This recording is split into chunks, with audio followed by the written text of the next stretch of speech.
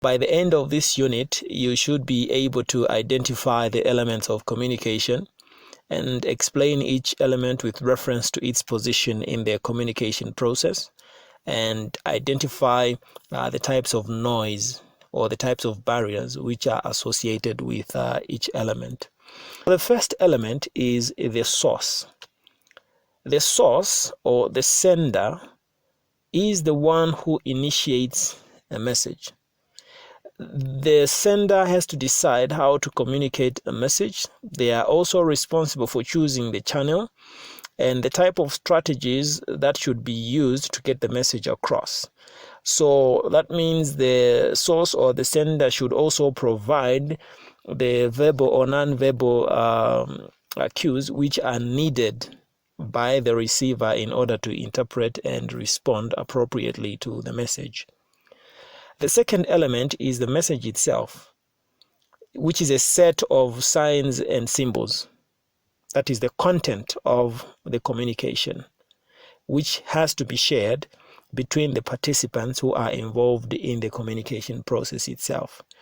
And for the message to be effective, obviously the sender has to understand the nature and profile of the receiver, the needs of this particular receiver and their expectations as well. The third element of communication is the channel, which for some writers or scholars, they refer to it as the medium, and the channel is defined as the physical means through which the message is sent.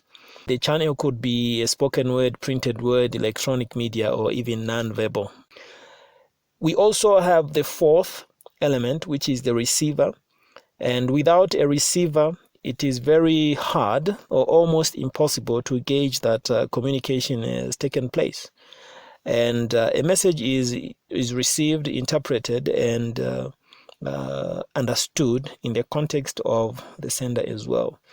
And we have already established that for effective and successful communication to take place, the receiver should receive the message, decode it, and understand it in the same way that it was meant by the sender. That gives the effectiveness of the communication itself.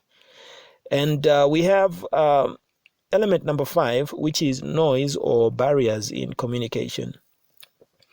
A noise could be defined as a distortion in a message, or a distraction, or something that prevents the message from being delivered as planned. A noise could be internal or external. And internal sources of noise could be those that have to do, for example, with a person's psychological being, their state of mind, and so on. And there are different types of noises, which many writers have talked about. You can have physical noise, psychological noise, social cultural noise, technical noise, and so on. One of the key elements of communication also is feedback, which we have alluded to several times in our previous discussions. So the responses that are given by the receiver of the message is known as the feedback.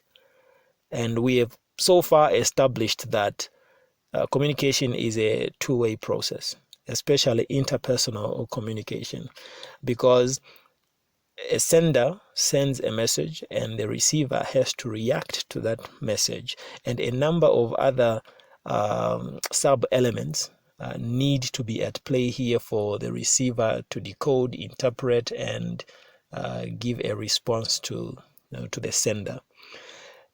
Other scholars have also included some important elements, such as the context in which communication takes place. Almost every communication act takes place within a particular context. So those are some of the key and most common elements of communication which are necessary for us to understand the whole process of communication as it moves from the sender to the receiver.